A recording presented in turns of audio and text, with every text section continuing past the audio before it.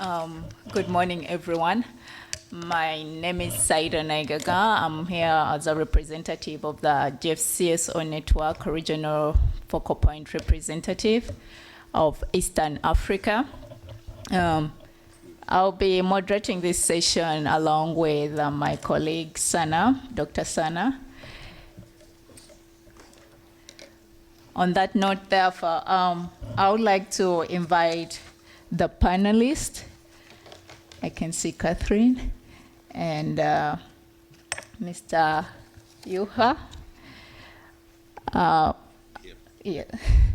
I would like to invite Yoko. You can have a seat. The next session is basically about civil society contributions to higher impact and results. However, to start off this session, we need to go back to the vision of enhancing civil society engagement with Gef. And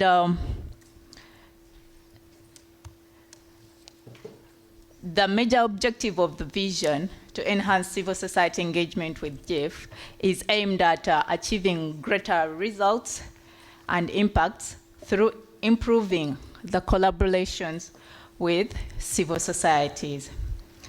As we might all know that civil societies are found everywhere. We are found in the community level, we are found at the national level, at the global level. So we have quite a number of roles that we can play as civil society organizations. And some of them can include being part of the development and implementation, monitoring, evaluation of different projects. We can provide local knowledge concerning the different problems, like for example, the different issues affecting chemicals and waste and stuff like that.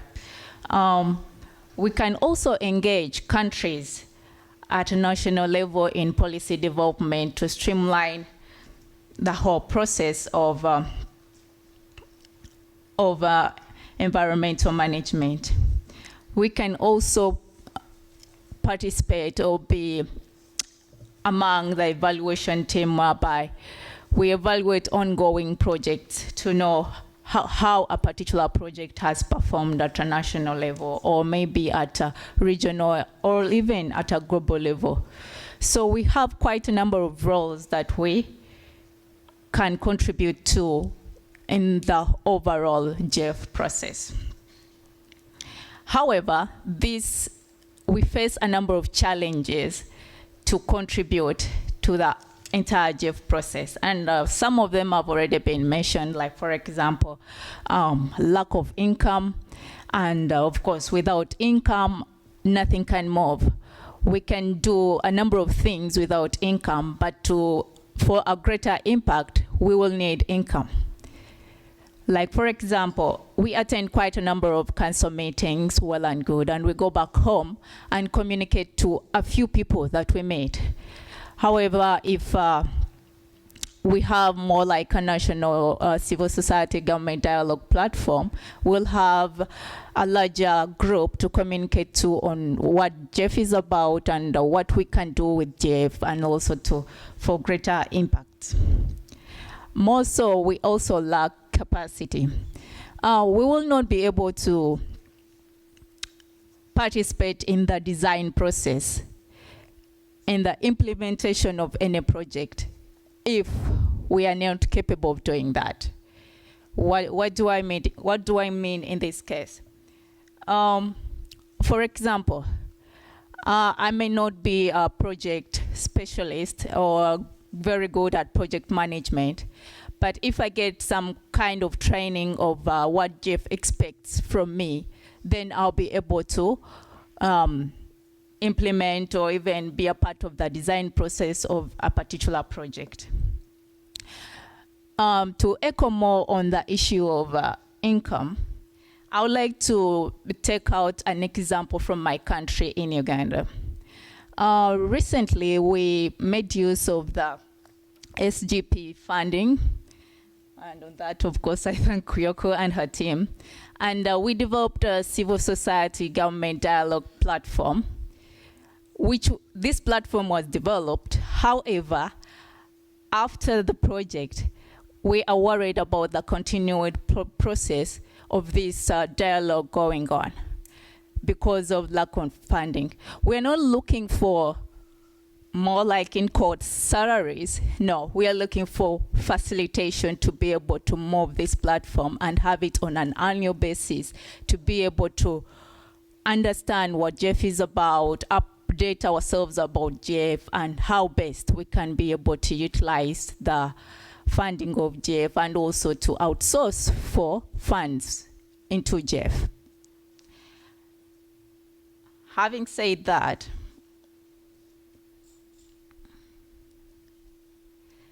all in all,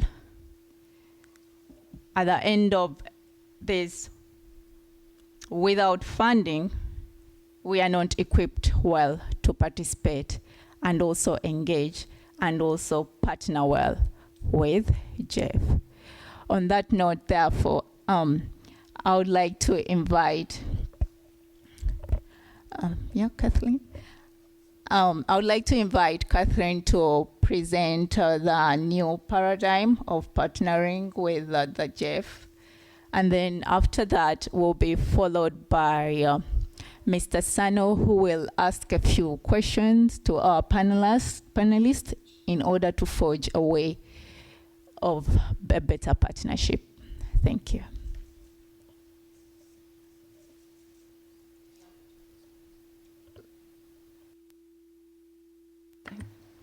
Hi, everybody. Good morning. Thanks for having us all here. I'm from an organization, I'm president of Earth Day Network, which itself is a network of organizations. We are, by definition, a network, and we have probably 75,000 to 100,000 NGOs that are part of our operations, many of which are focused on creating Earth Day events and building a more robust and engaged environmental movement in their country and community. You now have a document, and I don't know how many people have seen the new strategic final document, but there's been a huge amount of effort that's gone into creating it. I was struck by the mission statement more than anything, although it hasn't actually changed. The word that is most important to me is influence. It is the thing that all of the CSOs in this room and beyond this room around the world are seeking in addition to funding. By way of background, the Gef is no different than any other international institution or government. Smaller, less influential members of that society or institution are always left begging at the door for money and influence, while larger organizations, including those that are implementers as part of the Gef process, are part of the club.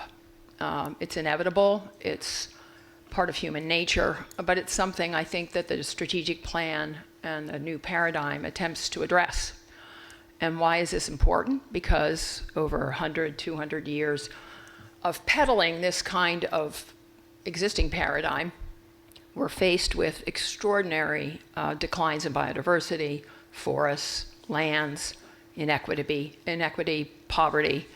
And so your presence here and participation in creating the new paradigm is really essential, because as we have more billionaires and we have larger groups that influence the outcomes, the rest of the world is left behind. And so the Gef and everything that's gone on here, and it's a messy process. Democracy, influence is plain old messy. It's not fun, people fight, but the net result has been to create at least the structure for changing things and having more influence and ultimately more money. Many of you are probably not part of the day-to-day operations of the Gef. I'm not, but I've been on many listservs where there is genuine stress and anxiety about the failure of the Gef itself and the process to include ideas and participation of members around the world. It's expensive to come here. It's expensive to travel to Gef meetings. It's really hard for us as civil society to get ourselves organized because we're not talking to each other on a regular basis. We're not part of intimate small gatherings like the implementers and Gef members are. And as a result of that, we have to work harder ourselves, and the Gef has to work harder with us to provide the funding, structure, capacity building, training, in order to make the incredible expertise that's on the ground around the world what actually makes a difference and what actually controls the outcomes. All of this, as I said, becomes more urgent in the face of climate change and biodiversity loss and proliferation of plastics. I note, although both of the companies that were mentioned as putting large amounts of funding into the plastics issue, all have a giant stake in the status quo. And so we have to look at those funding and opportunities, because ultimately we have to get plastics out of our water, and we have to find an alternative, as someone mentioned earlier, to plastics. They are really incredibly useful and incredibly damaging things that we use in our everyday life. 95% of our drinking water worldwide has plastics in it. We're better off drinking tap water than we are bottled water, because that has 100% micrograms of plastic all through it. We can't depend on technology entirely to solve any of these problems, but we can make ourselves really committed to finding alternatives to the processes and products that have influenced and damaged our natural environment. I recognize, like everybody here, that Gef leadership is the product of mostly democratic elections in countries. And so the leadership of the Gef comes out of that process. And so we are, by definition, outside of the official process that runs the day-to-day operations of the Gef. But we can make our interests and issues and our own missions on the ground much more integrated and much more influential in the process. It's up to us to do that. And so the strategic plan, and I don't know if you want me to go through any of the elements of it, if you haven't all read it, but the paradigm shift is something that is happening at the CSO level in every major institution, whether it's development, poverty alleviation, emergency services around the world. Same kind of conversations is taking place. So we are no different than what's happening in other multilateral institutions or governments, where CSOs recognize that for too long we've been left on the perimeter. With a few major organizations, CSOs, in a position to have more influence than we do in our daily lives. It's hard to participate in these international meetings. It requires the Gef to put more funding into building capacity, into travel, into perhaps creating lotteries for who are the influencers, and breaking up the structure in a way that is more equitable and just, and ultimately will result in much more effective work on the ground. Finally, I do feel that Ms. Ishii's comments were incredibly useful. She wants to be much more systematic in having us integrate CSO participation in the outcomes. And so I applaud her and the Gef for that. But it has to be much more equitable.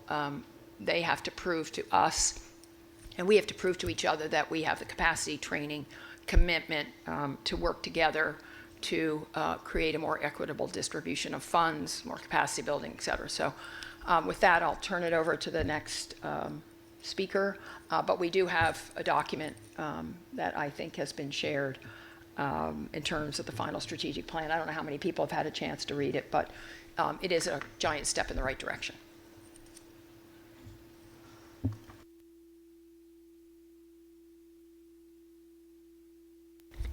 Okay, thank you very much for your presentation. And I give Dr. Sano to present the key questions. Thank you. So thank you very much, Kathleen, for sharing this message, and thanks to the panelists. So we have expecting to this panel have a little bit different way, because from our experience we have seen, like Mongolia, ECW, the panelists we come to with specific questions, and that helps us to get the more quantifiable answers. So for the session. So first I would like to go to SGP Global Manager Yoko. There are two particular questions for you on the agenda paper. So one is how civil society and community-based organizations actively contribute to higher results and impact through innovation and scaling up. And two, how the proposed new paradigm of partnerships, what we talked about, can better serve. We know now we are doing good, but we want to do better. Better serve as an effective tool for more meaningful engagement at the Gef architecture. Yoko, please.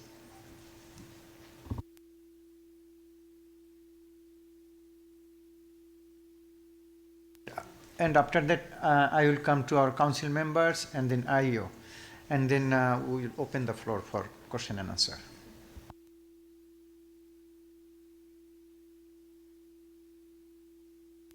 Putting up the slide here, so thank you very much for that question.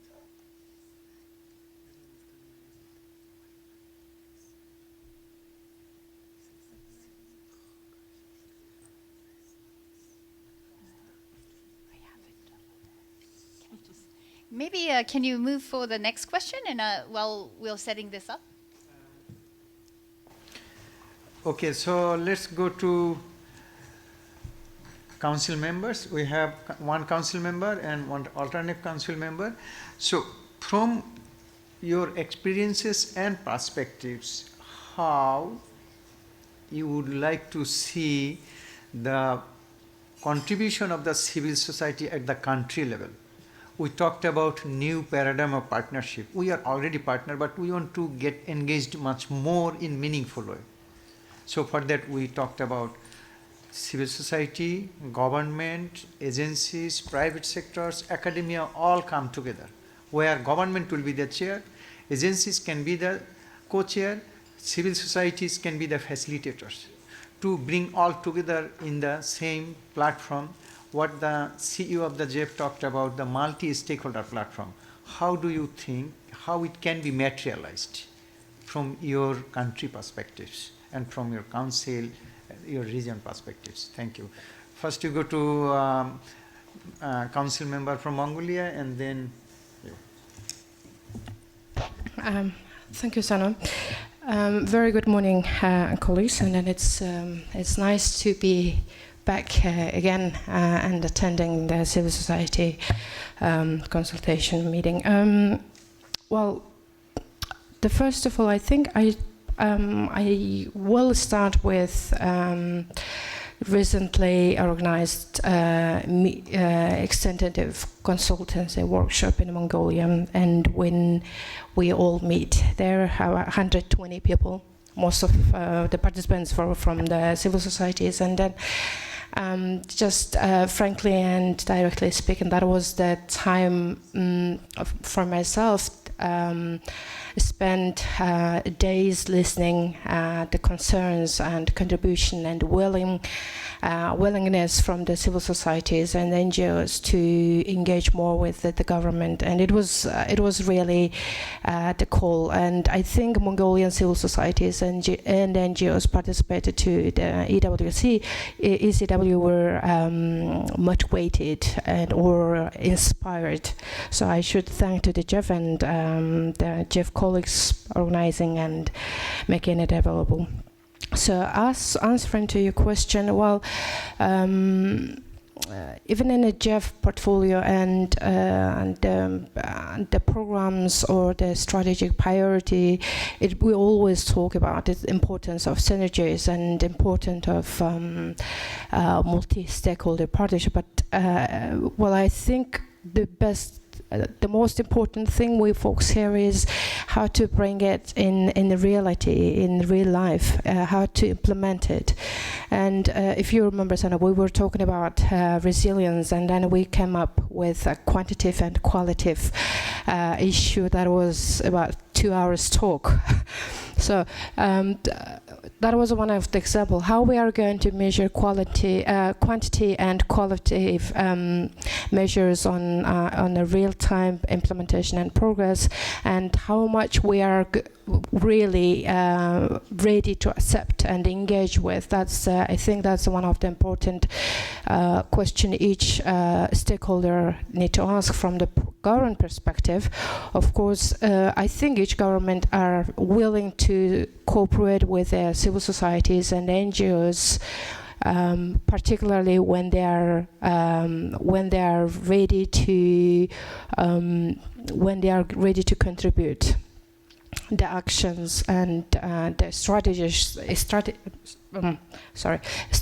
that we are all about to take in, and from the NGOs as well, civil societies, they all need to ask how much they can contribute and then what they want from the platform or the existing mechanism.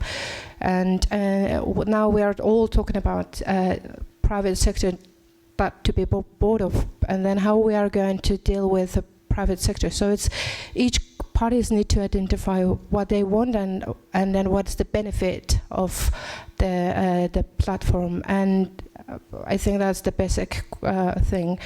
And during the April ECW, Thailand actually, Thai colleagues actually made a presentation how they are dealing with multi-stakeholder engagement on Gef portfolio in Thailand, and I really impressed. I think most of the country in that room were impressed, and actually that is the platform you are proposing, and we are going to talk here for 2 hours is nothing new, and then it's for some of us it's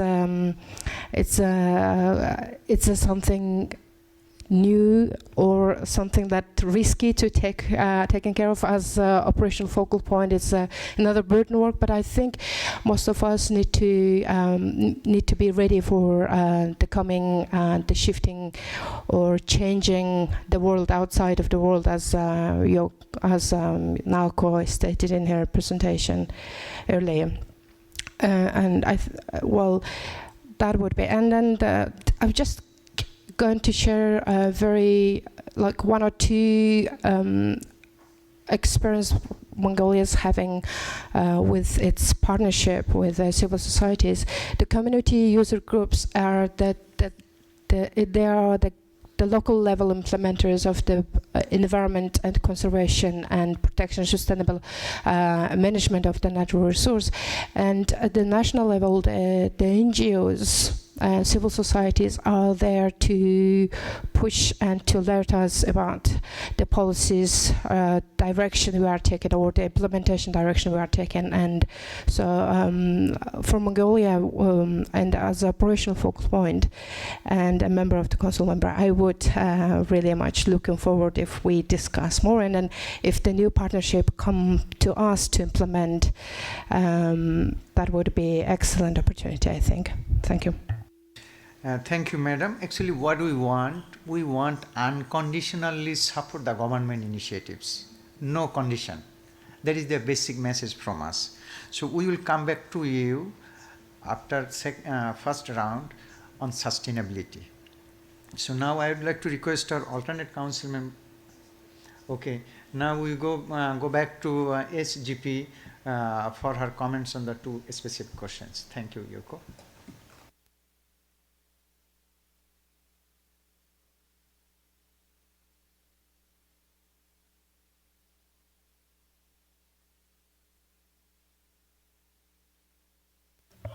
Thank you very much. It's always a pleasure to come back here. I'm Yoko Watanabe, the Global Manager of the GF Small Grants Program.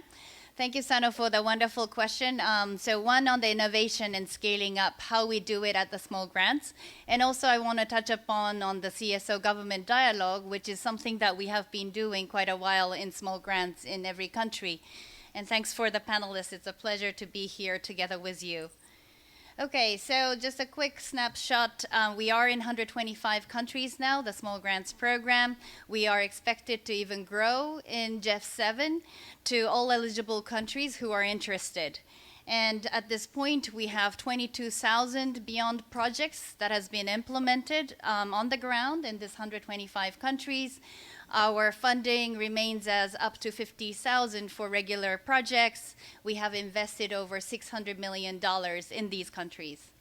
So for what is coming for Gef 7, the Small Grants Program is really committed to further revamp our program and renovate and revitalize our program with the 3 I's, innovation, inclusion, and impact. So it really resonates well with today's topic on the innovation and particularly impact, which is the scaling up in many cases. And of course, we don't want to, would like to highlight the inclusion element, which we are very proud about, working with women and girls, working with indigenous peoples, youth, persons with disability, and we have been spearheading this work with all of you on the ground. So we are striving to become an incubator of innovation where we test out new approaches and tests and then scaled up with full-size project, medium-sized project, and many other partners and policies. And this has been happened already on the ground. I know Yuha will be highlighting some of them, I guess, from the study that the IEO recently done on the scaling up. So moving forward on innovation element, as all of you know, innovation is different from discovery, invention, and research, but we think that this is all sort of interrelated to develop new products and services on the ground.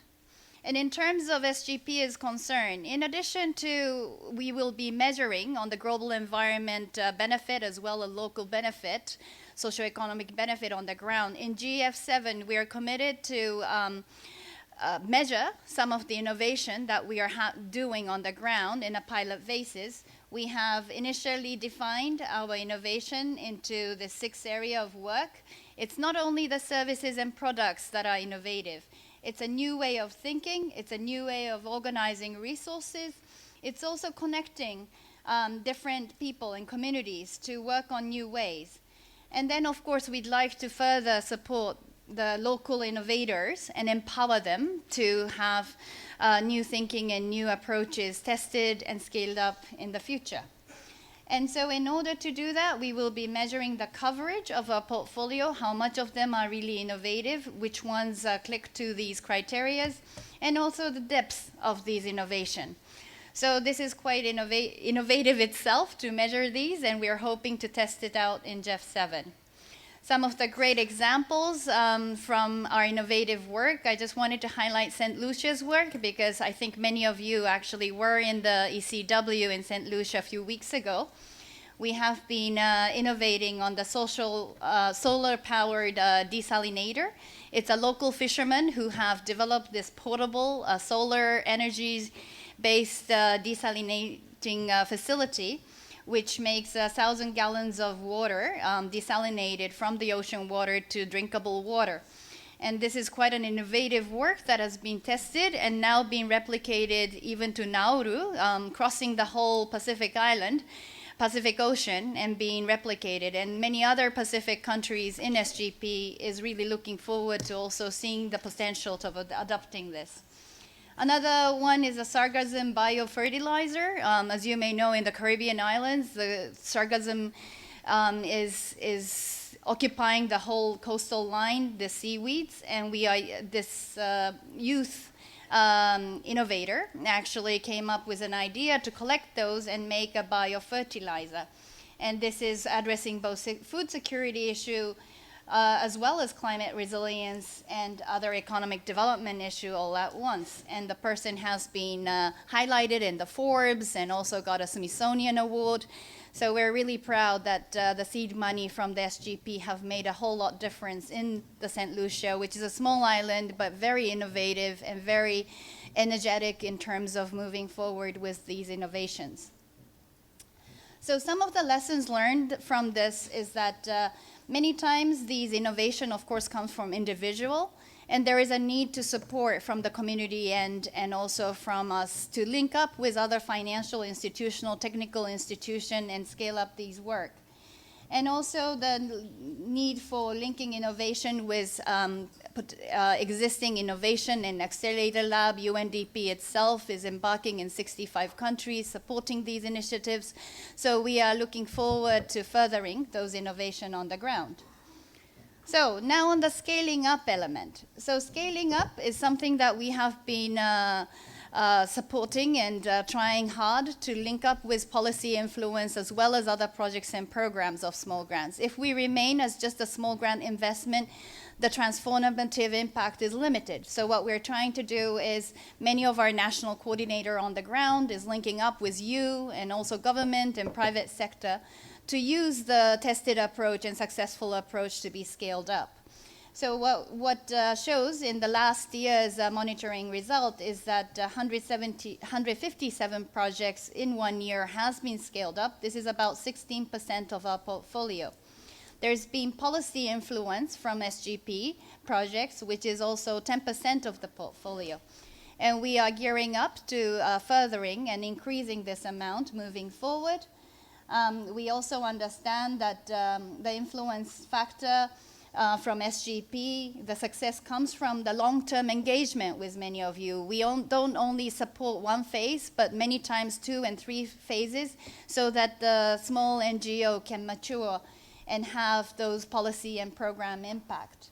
A participatory multi-stakeholder approach is also very important, so that not only CSOs, but all sectors get involved, including the private sector. And also alignment with government policies. We've been talking about this morning quite a while. The alignment of the SGP investment to the government's policies and strategy is really important to enable these scaling up. Okay, so moving forward on the examples, in the IEO study, there has been Mauritius and Macedonia and Costa Rica cases highlighted.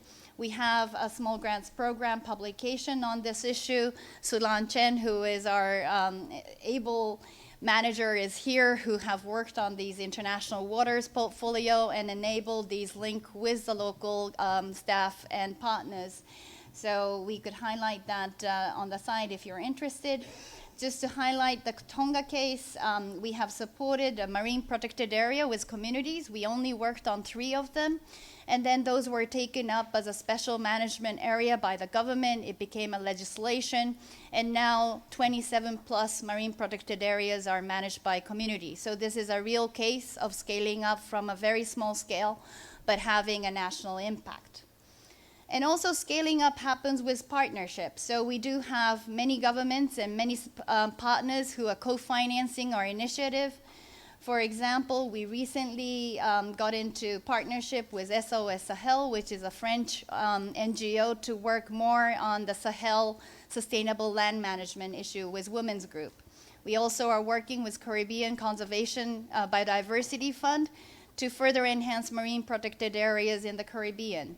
And lastly, also on the Mountain Partnership, this is also a new one with FAO's Mountain Partnership to enhance the value chain of these mountain products and working on more marketing and also consumption patterns to be changed by communities.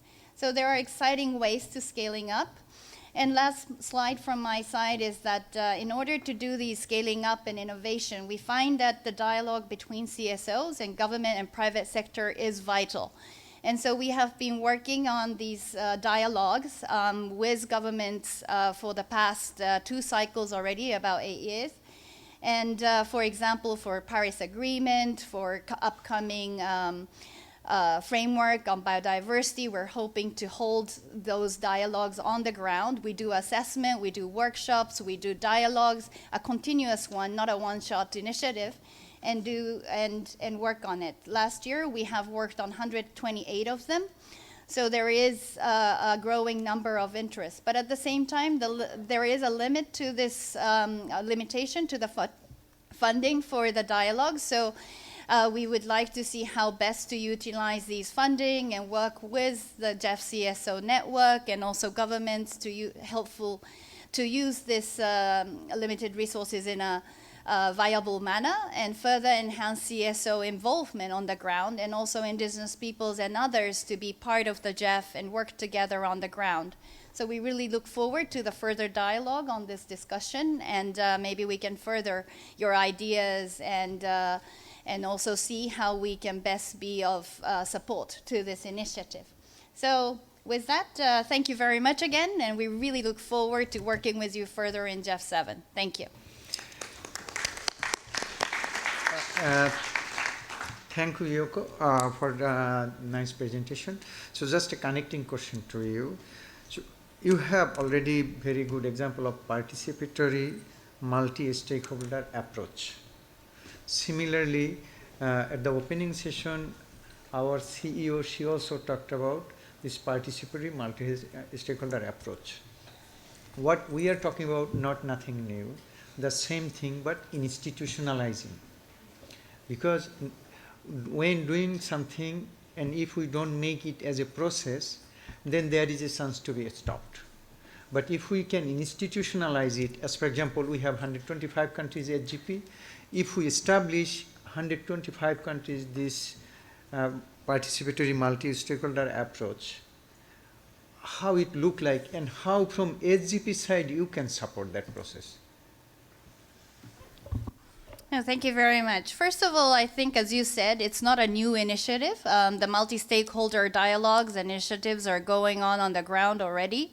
In many of the countries that we serve, in the 125, we already have like-minded CSOs network. Like Mongolia is a great case. We have all the grantees formed a network and supporting each other by training, by networking. So I think we can build on these already existing one.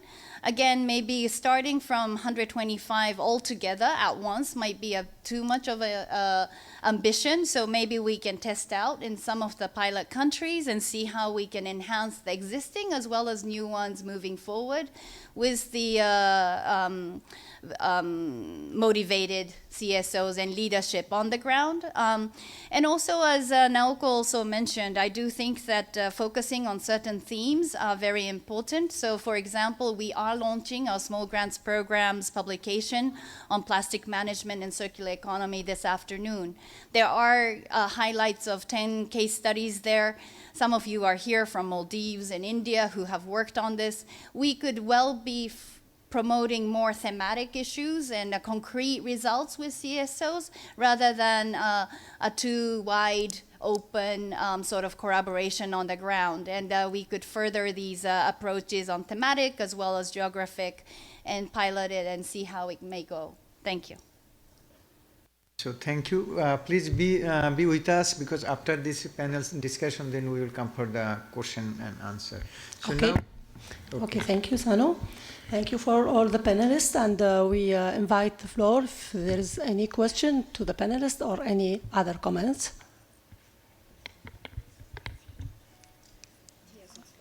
Okay. Okay, sorry. So, you have a question for the panelists? Okay. Thank you. Sorry. You can have.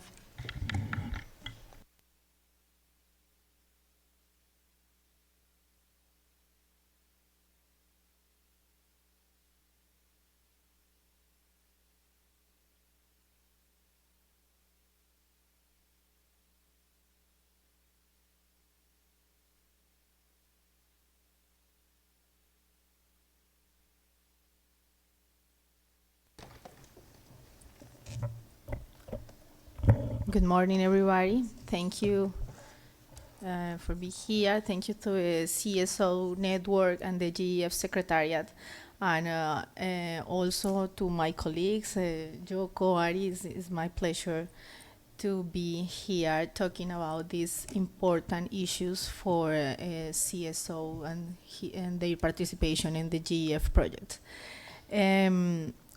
Let me do it in Spanish because I have very interesting things to share with you on the screen, and I will do it in Spanish for better presentation. Thank you. With regard to the first question about the role of civil society and community organizations and how they contribute to have better results through innovation and generating and replicating these experiences. What we see in the screen, and I will show you 3 experiences quite quickly, one of the marshlands in Colombia, and how they recover inactive species in order to face climate changes with regard to adaptation. What we need to point out here, and is significant, is that conservation processes should come from the communities. It is the communities who know about the cultural, social, economic, and environmental nexus, and not just the science, but also traditional knowledge, which is fundamental in order to manage the environment. The knowledge they have on land and on how goods and services are provided undoubtedly should lead us to innovation and therefore improve standards of living of populations. So in Colombia, we are working in sustainable use of biodiversity products and coming from agro biodiversity. What we hope is to generate value added to these products and therefore really provide for more income for the communities. And definitely what we want to connect and to work in networking, that is very important. This type of green market, as we call them, must be connected to local, regional, national, and of course, global markets. And in Colombia, it has been very important to look at the local experience and specifically geared to stabilizing peace. I'm going to show you just in a moment another experience, which is one in which we have been working with a number of producers in a specific ecosystem, which is what we call a dry forest, which generates what we also call products for peace. These are products that allow communities to get out of illegal economies and become part of legal economies or legal economy through domestic consumption products as well as regional consumption products, and one day we hope international consumption products. And there's no question that the involvement of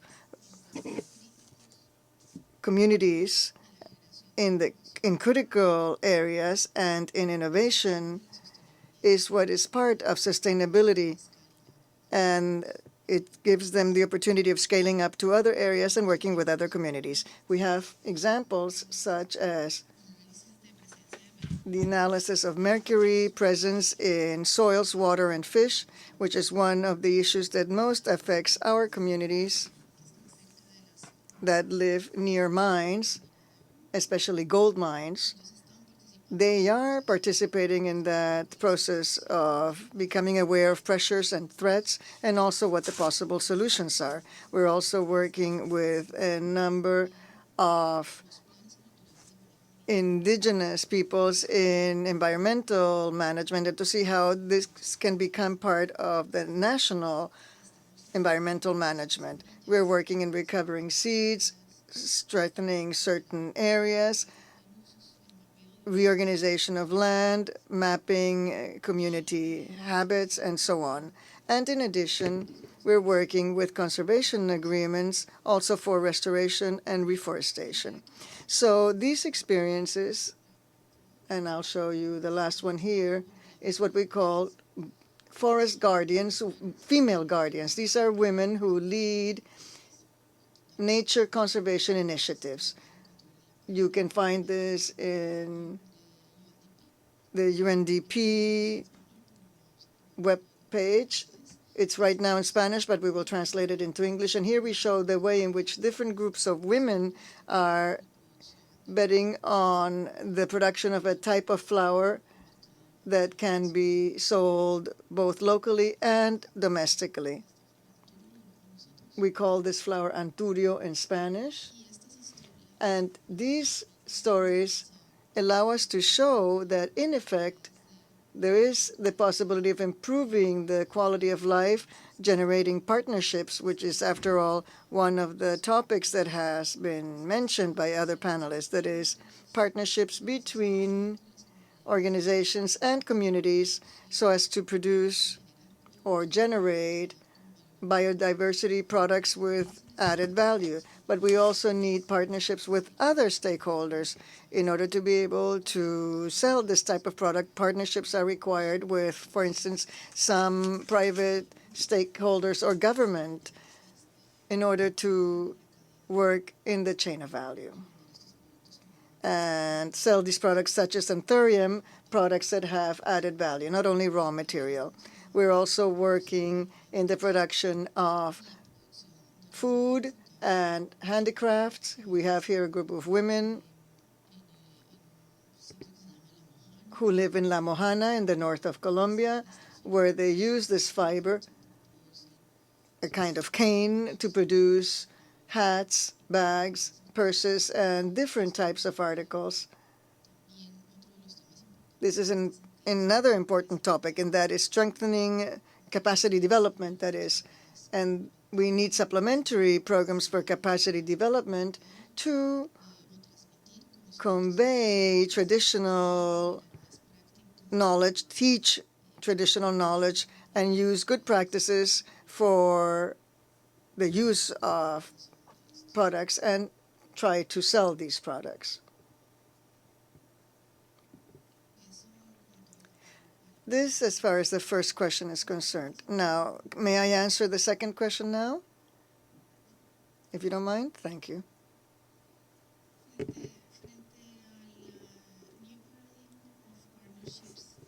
Importante mencionar.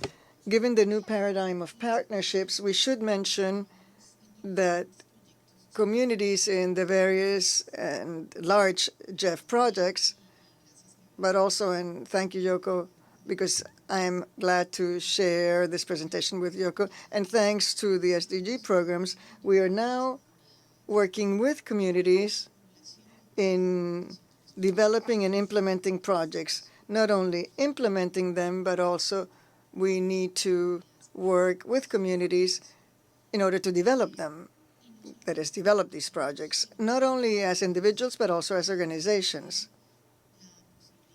thinking about the possibility for them to be equal partners, and as a matter of fact, also contribute resources, because the work in communities and the installed capacity they have, that these are resources that support and contribute to projects. A second subject in which we're working with is in how to monitor these activities, community monitoring, bringing in the communities in order to monitor the projects. And another subject that has helped us with this SGD is how to generate resources within SCOs. It is very important, and it strengthens the various structures that is working with CSOs. And that's where beneficiaries become partners and also make decisions within the projects and are leaders of the projects, all in an environment of peace construction in which we're working at now in Colombia. We're trying to stabilize territories after all these crises we went through. We need to focus on human rights, including transparency, reporting, and interaction in general with communities. In the SGD program, connection with civil society has been extremely important. We have learned important lessons there. First, in partnering with the full-size projects of Gef, that is Gef full-size projects. We have these large projects where we identify the way in which we can provide resources to grassroots communities and help them participate in the projects. Also, we generate specific local actions. We allow these communities to participate, and we strengthen the link between communities and local and regional governments, because sometimes that is not so simple. Another subject that was mentioned was that of the partnership with other stakeholders or other funding sources, that is international, bilateral, and other type of cooperation with other donors, also channeling other public resources in this case resources for several areas such as innovation in science and technology, resources which reach regional and local governments, and that we add to Gef resources to generate greater impact.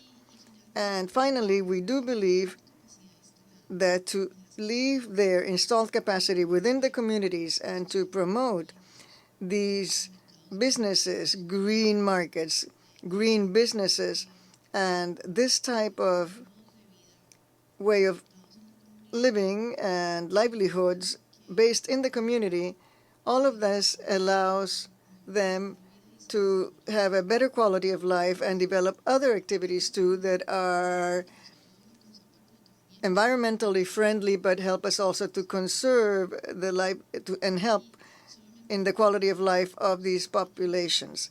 And just one small note on how we have worked with regard to plastics. I know you will look at it this afternoon at the other panel, but we should mention that in Colombia, we've worked in the National Roundtable for Plastic Integration Management, in which not only government organizations participate, but also private organizations, NGOs, and the academia and communities that are organizing to manage these type of wastes.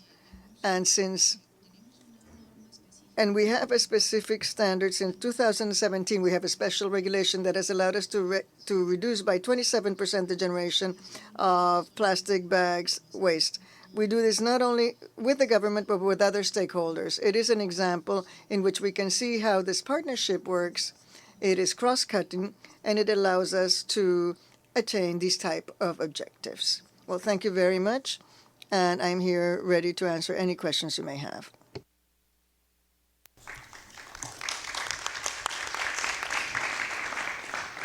Thank you very much. So, sorry about the earlier confusion. I apologize, and I ask Sano to make his question for the next panelist, Mrs. Juha Yuto, Director, Independent Evaluation Office. Okay. So, thank you so much. There is no road without dust. So when we do some work, some mistakes comes. So sorry for that. So, my very specific question to the IEO director. First, we are very grateful for your last evaluation of the Gef CSO network that recommended that this network at the country level should have more visibility. And to make this visibility happen, this is one of our approach. From your evaluation perspectives, how do you think about this multi-stakeholder platform at the national level and how it can add value to implement the government project more better way, or how it can add value to continue the benefits even after the project period? Thank you.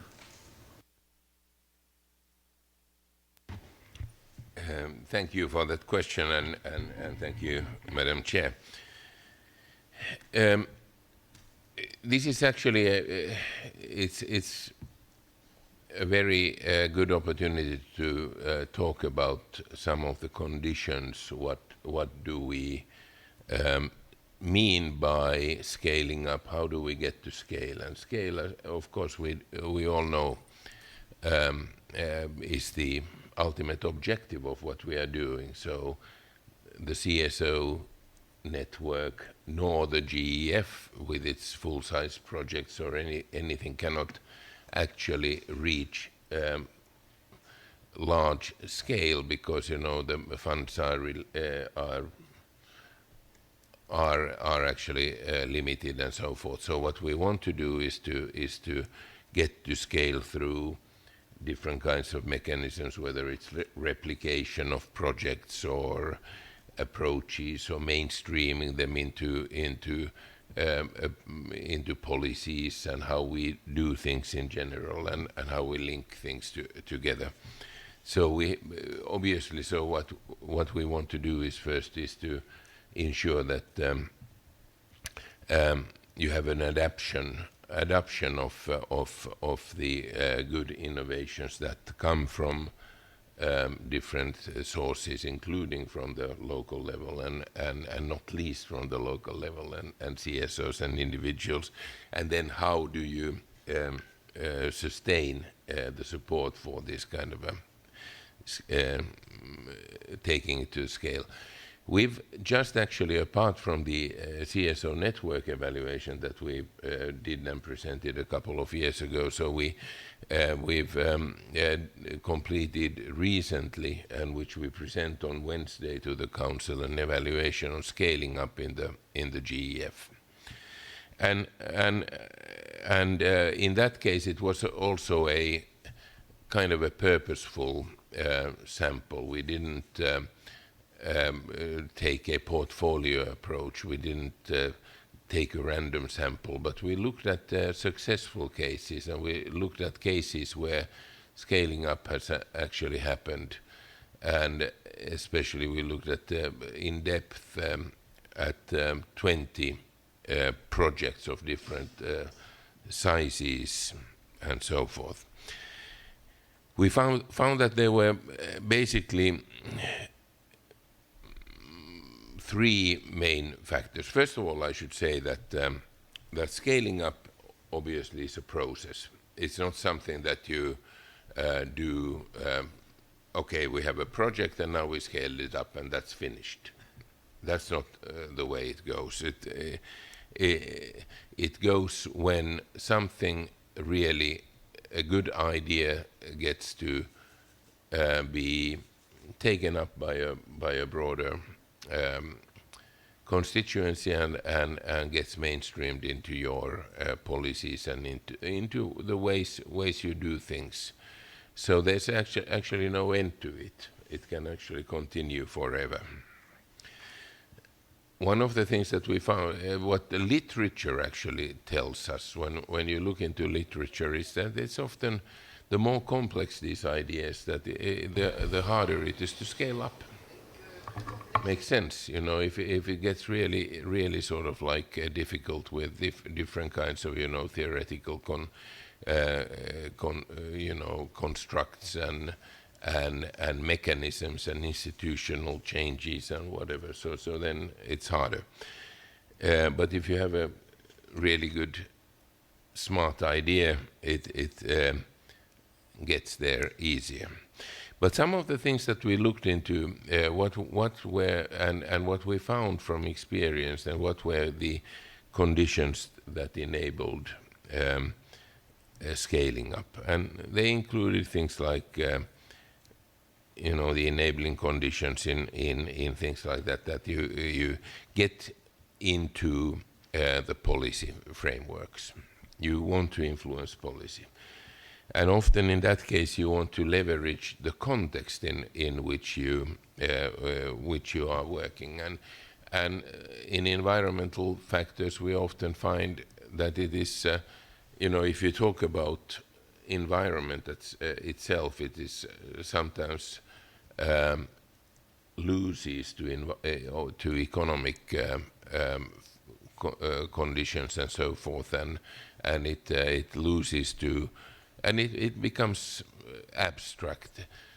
So when you can actually demonstrate that this is a win-win situation where you have both, you know, benefits to people and benefits to the nation and to the environment, then you are in a better situation. So you have to get the buy-in of the various stakeholders, the government obviously, the private sector, but also the people on the ground. And Yoko had mentioned earlier in her presentation some of the work that the GEF has done in Macedonia and in Mauritius on chemicals and waste, where there was actually awareness raising amongst all of the stakeholders, not only the local people, but the government and the private sector about the dangers of PCBs and DDT, for example, which led into sort of like a self-sustaining action at the country level in the council.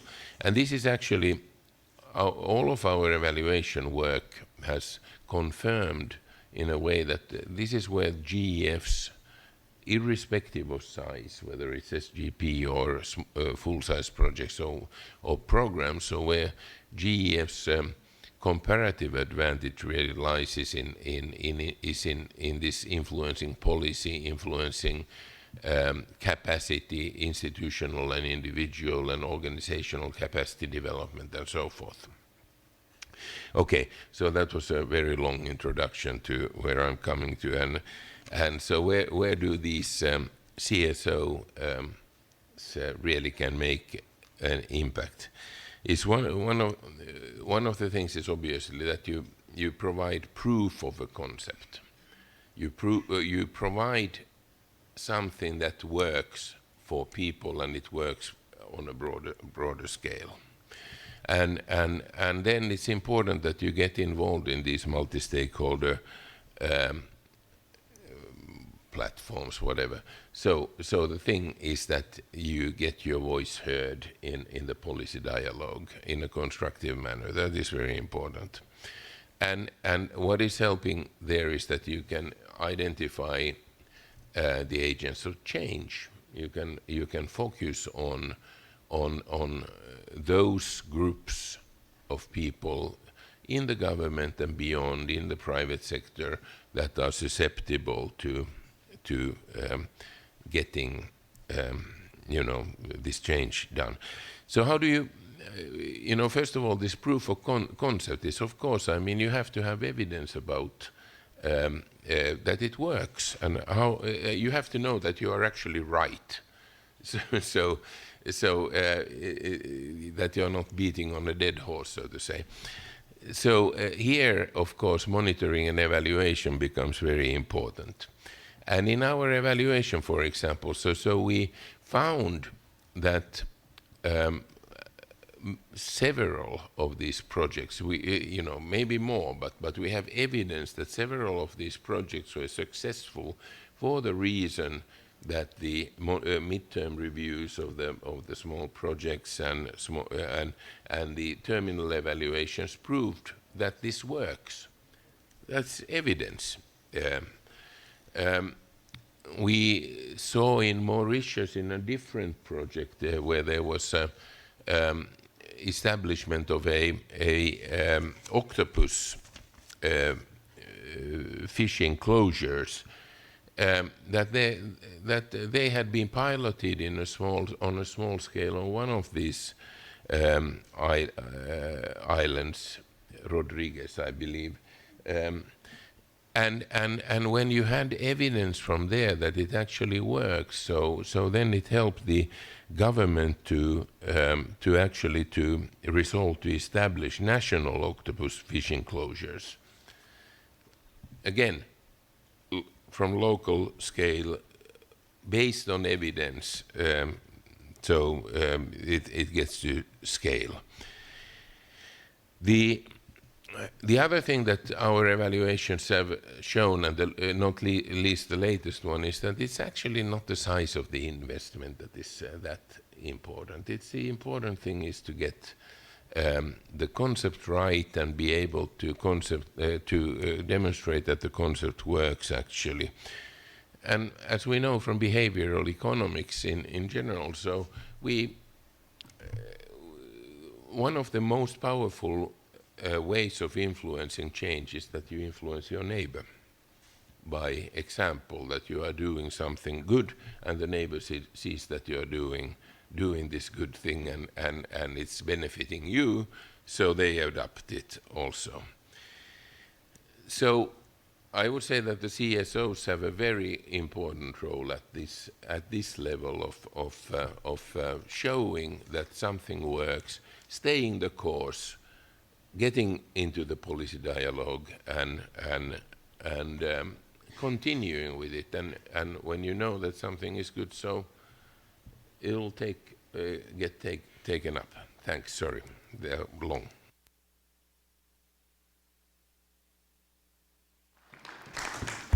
Thank you very much for this presentation and good points. Then we invite the floor to ask questions or comments to the panelists. Okay.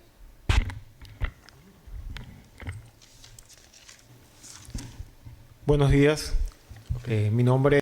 Good morning. I'm Alejandro Luis. I'm from the Foundation Tierra Viva from Venezuela.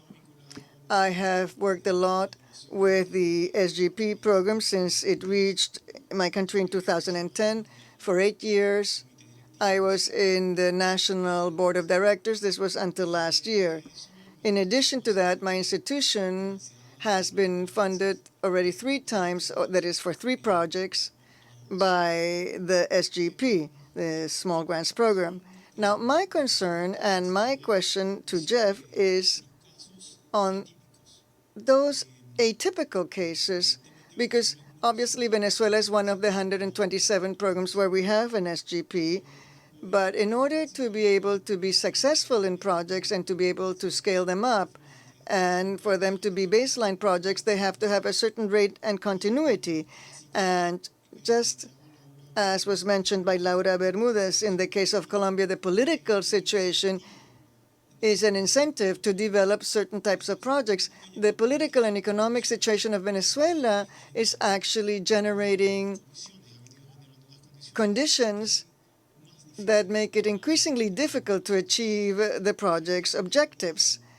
At present, today, even though there are projects with approved resources, those resources simply cannot reach any organization, including my foundation, Tierra Viva.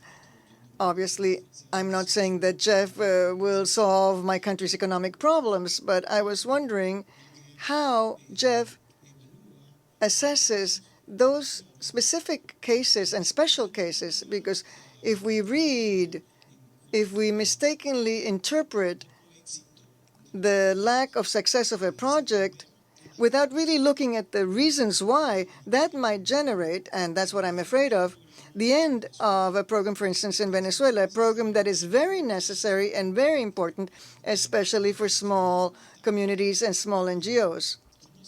So how do you assess that? How do you evaluate it? How can you foresee, under those circumstances, what could be the future of the project in a country such as Venezuela? Thank you. Thank you. Another question? Okay, please. I'm Guillermo Harris from WCS Argentina, and thank you all the panel for your very interesting presentations. There are 2 comments I'd like to make. One is that CSOs tend to last a long time, longer than many governments, and so we tend to be more interested in the long term. We'd like to see the impact far beyond the existence of these projects. The GF is a catalyst for change. So it's hard to assign successes to the GF. We try to engage governments so they provide counterpart funding. So when you actually see or try to test the results of what you've done over time, it's very hard to, this is, I think, primarily for you, Juha, to figure out just what our impact has been as GF. It would, however, be interesting to look at some way of measuring outcome-focused evaluations, of obtaining an evaluation on the actual outcomes of projects way beyond the end of the project. This is difficult to do, I understand, and it's something that has to be actually included in the GF implementation phase. You have to actually insert things that you can measure beyond the end of the project, even if it is not actually done by the GF or with GF funding. But I think this is important to do. It's not an easy thing. Very often we have very small sample sizes. We need to actually establish comparisons, areas where the GF has not actually worked and areas where it is working.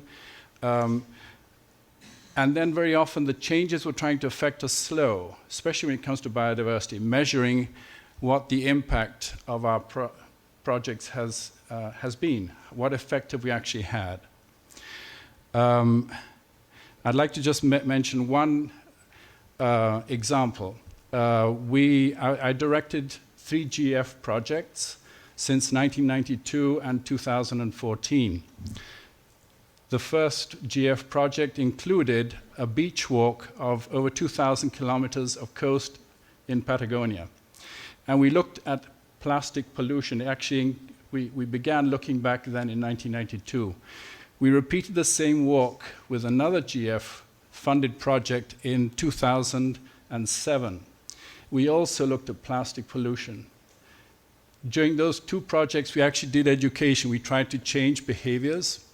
I'm sure we don't have a GF-funded project there now, but I'm sure that if we walked those beaches today, we'd find exactly the same problem and much worse. So I think it's not just a question of influencing. I totally agree with you, Kathleen, about influencing, but it has to be more than that. We actually have to change behaviors and make cultural changes that will then stick. We actually have seen successes. DDT is a very good example. We actually changed the culture. And we need to do things like that, I think, over time. Thank you. Okay, thank you. Okay. So I would like to ask 2 questions. First, related to the programs related to small grant program.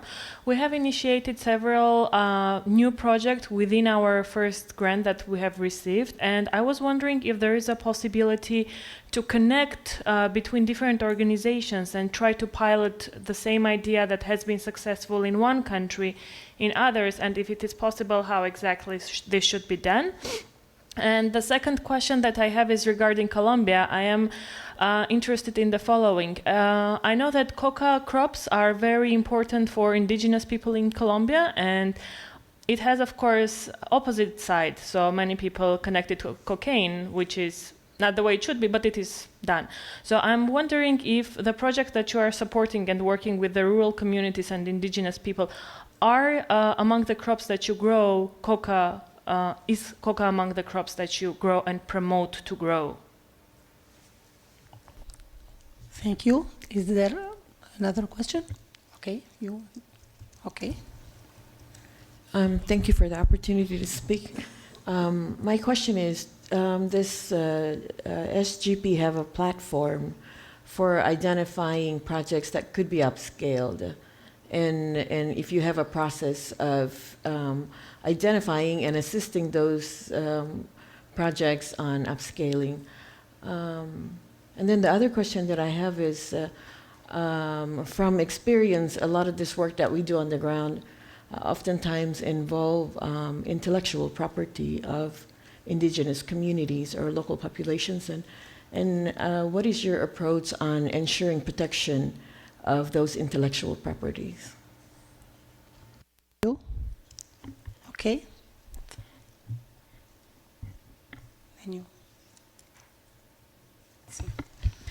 Thank you very much, the Chair. My name is Martin Tlachaledi. I'm the recently elected RFP for Southern Africa. My question is very brief on coordination, because if we can listen to the under the paved questions, they are more on the lack of coordination. I would just like to know, the panelists, what can you suggest on coordinated activities done on the ground? Do you have any strategy? And I'm really directing my question to the presentation done by the is it Colombia? Yes. Thank you very much. How do you do it? Because I think that's a best practice that we have to replicate amongst our recipient countries. Thank you. Okay. Last question.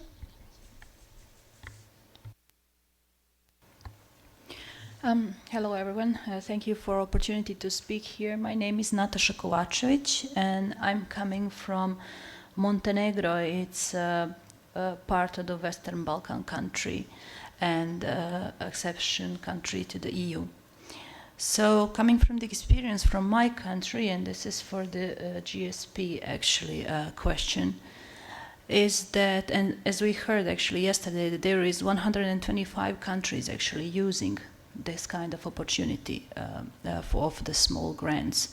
In my region, it's just Bosnia and Herzegovina. In Montenegro, there is no any. So my open question would be like, is there any influencing platform that GSP could do at the national level and address it to the national level? Why actually they are not opening this program? As yesterday we heard that there is a national consultation or a steering committee which is actually in between of CSOs, government and implementing agencies.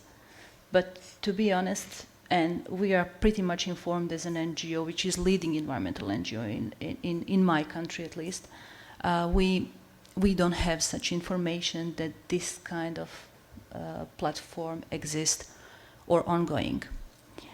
What I can just mention here, and maybe it's important, we find a way to use a kind of Gef funds through the Critical Ecosystem Partnership Fund, which is kind of implemented by the BirdLife International organizations worldwide. And I can say that there is continuity. It's a great fund, creating, I believe, at the field, really important results. And what's important that they have some long-term tracking tool really on a performance and a change in terms of biodiversity and targets which are inside of this global hotspot biodiversity program actually that they have. So I think these are also some experiences as you were speaking before. I mean, even from the Critical Ecosystem Partnership Fund that can be used. Thank you. Thank you. Is there any other question? Okay, so I give to the panelists to answers.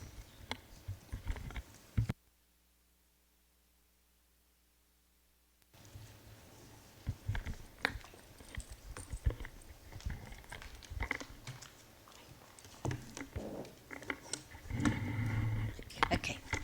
Thank you very much, everybody, for the great questions. So let me go and answer some of them that are related to small grants. First of all, let me go in the backwards order. For Montenegro, your question about how you can be part of the small grants program. For Gef 7, we're open to all eligible countries. So the countries, if they so desire, can share us a letter of interest.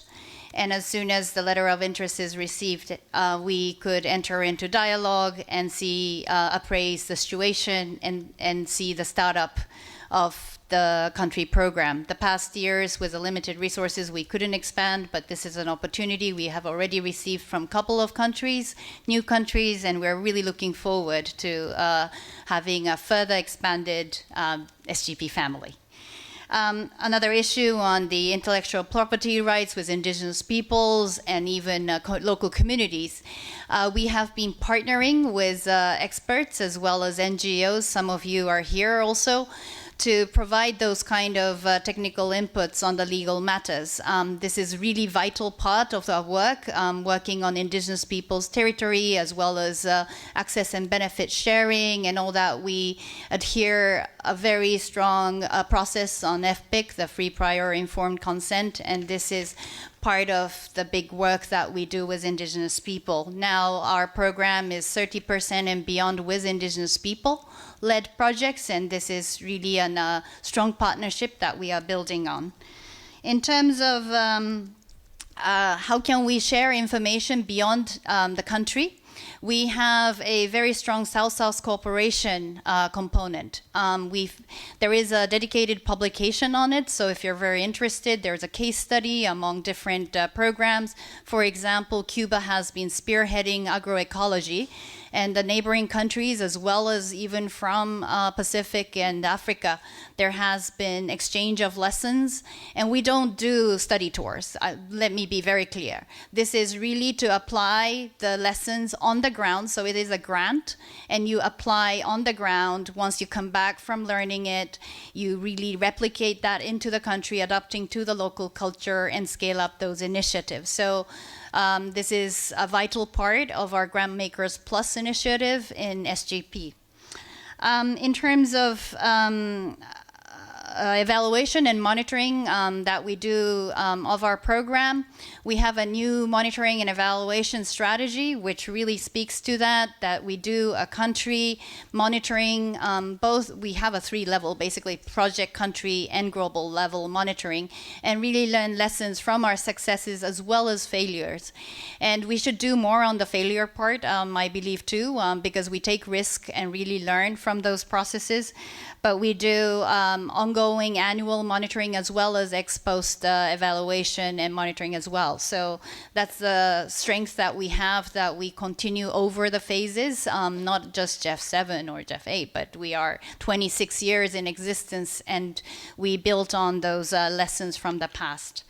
Last but not least, we really believe on the behavioral change as well. So not only providing community-based solutions, behavior change and awareness raising is a big part of our category of work. We also work on empowering CSOs and really make a movement from the community end. So that's really the 3 parts of activities that we do: a solution-based, as well as behavior change, as well as empowerment and sort of CSO movement to be. And that's part of the, I think, the CSO government dialogue that we are talking about. So I hope I covered most of the questions and pass it on to our colleagues. Okay. Thank you very much. So, Mr. Wahab. Okay, thanks very much. Very good questions and comments here.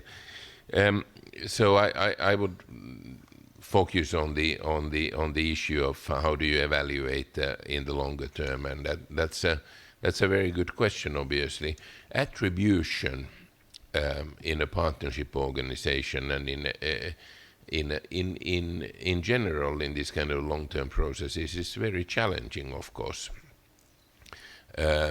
you can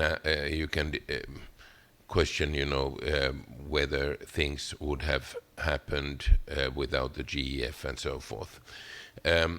So I would rather like to talk about contribution than attribution in many ways. We have developed, we presented in the council meeting in December, we developed this framework for evaluating the Gef Additionality, where we try to go beyond the old incremental cost principle and try to look into obviously the global environmental benefits, but also other benefits regarding things like institutional development, innovation, and socio-economic benefits, and try to identify. Really, the question is what would have happened without the GEF, and would it have happened without the GEF? So that's the kind of the counterfactual. You mentioned the issue that you have to establish comparators and so on, and I think that is exactly right. We have some techniques that we have started to use, like taking time series satellite images that where you can verify land cover change, land use change, and so forth. But it's not an absolute attribution. Obviously, it's you have hypothetical counterfactuals, you have comparator sites, and so forth. The other thing, and this is perhaps to Alejandro, especially in Venezuela, about the context is obviously extremely important, and therefore we are also starting an evaluation right now, where we you know, the GEF is about global environmental benefits and doing projects and programs on the ground, but we are trying to verify whether the GEF is actually, you know, taking context, the political and social and economic context, adequately into account when it is designing and implementing projects and programs. Because we know that the context is absolutely essential in achieving your goals. You can take a great concept and transfer it to another place, but if it doesn't fit into the context, you are lost in, basically. And finally, I just have to repeat what Yoko said, that on the intellectual property rights, that's absolutely an essential issue. We have, for example, now in evaluations, and we have been recommending that you have geospatial coordinates and geocoding involved in projects, but you have to be careful there if you have issues, for example, things like medicinal plants or useful plants or whatever, so that you don't jeopardize what is happening, the intellectual property rights of the people. Thank you.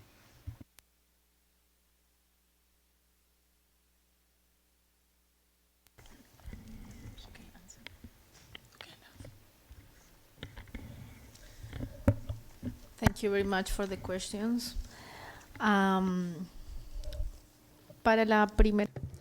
As to the first question that had to do with the coca crops, it's important to mention that in the different Gef projects and the SGPs, we promote the traditional use of biodiversity by indigenous peoples and local communities. What does this mean? That we support the conservation of their territories. That's very important, the relation of communities with their territories. So as far as we can work supporting their stability in their territories, also the rights in their territories, we're promoting the traditional use of their resources. In fact, a week ago, in Colombia, we had a very important meeting with indigenous peoples and local communities to work on the issue of traditional knowledge. This is fundamental for us. It is fundamental for the Biologic Diversity Agreement. I remember this morning the CEO was mentioning this. We're working on a vision post-2020, especially within the framework of the Biologic Diversity Agreement, and also and specifically the traditional knowledge and the working group 8J. And we had a very interesting meeting with the representatives of some of the indigenous peoples and local communities to socialize the 3 voluntary guidelines that were approved by the working group on traditional knowledge after having been working for 25 years. Organizations, indigenous peoples and local communities had a very important participation in the negotiations, and they followed up the process. So we, of course, respect traditional knowledge. We recognize the dialogue between traditional knowledge and scientific knowledge. We encourage this. Remember that we are talking about the framework of the Indigenous Peoples Agreement, and the chairman of IPES is a Colombian woman who's been working on this for many years. So this is the time to talk about the traditional knowledge and traditional use. We also work in innovating ways for sustainable use and innovations with SGPs. prácticas is the name we give it. It's a recognition of the traditional conservation practices. And the second question in terms of coordination. We have seen at a national level that it's very important to look at the local processes. Organizations, communities have to tell what they are doing, as Jutta says. Many things are happening on the ground. Organizations, communities are doing things, are undertaking important actions in terms of conservation and sustainable use, and they can be replicated, and we sometimes don't know. So it's important to show what is happening at local level, share the experiences, get to know each other, and also that opens up the opportunities to work in a network, to work in organizations and organization networks at a national level and also international and sub-regional as well, that can help us to support the work that everybody is undertaking in their own countries. And then dialogue with the different stakeholders becomes easier. It's easier to talk to the government, to the private sector, and other actors if we are organized. And the strengthening of capacity is fundamental. A very concrete experience to conclude that we have in Colombia is that we have an indigenous woman who has a scholarship from the SGP, and she supports the dialogue between civil society, indigenous peoples and local communities and the government in different scenarios, at the local level in project execution, but also at national levels when policies are discussed, and at the international levels where international negotiations take place. And this has been a very interesting opportunities to work together. Thank you.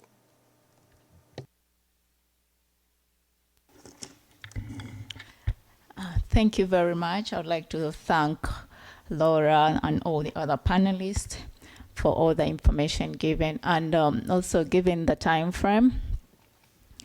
It's almost 12 o'clock. We're supposed to be on another agenda item, but I think Sana wants to say a couple of words. If you can keep it short, that would be appreciated. Thank you very much. Time is really runs faster.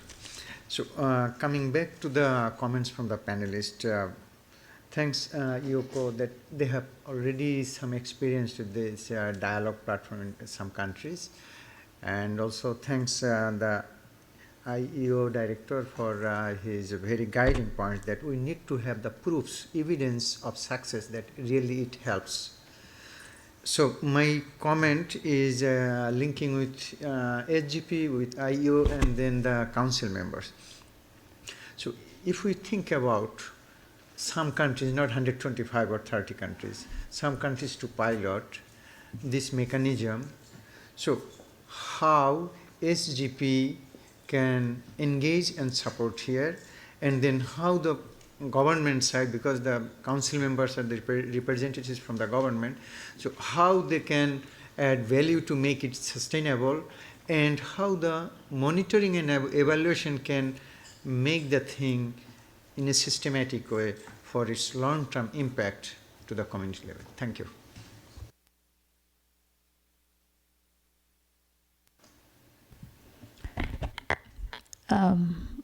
Would you like to answer that, Yuha?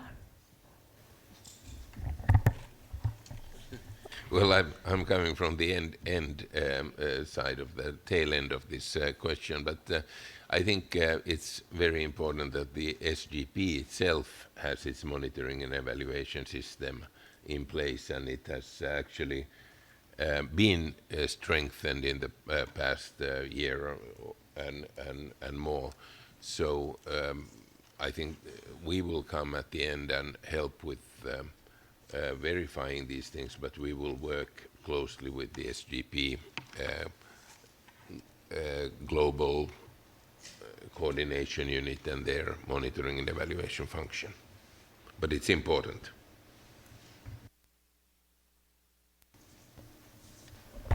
Thank you very much, Sano. So I think I already mentioned during my intervention, but I do believe that we can maybe have a follow-up dialogue and try to figure out how we build on the already existing CSO government dialogue, which the operational focal points of the Gef, as well as key ministries and agencies, have been involved.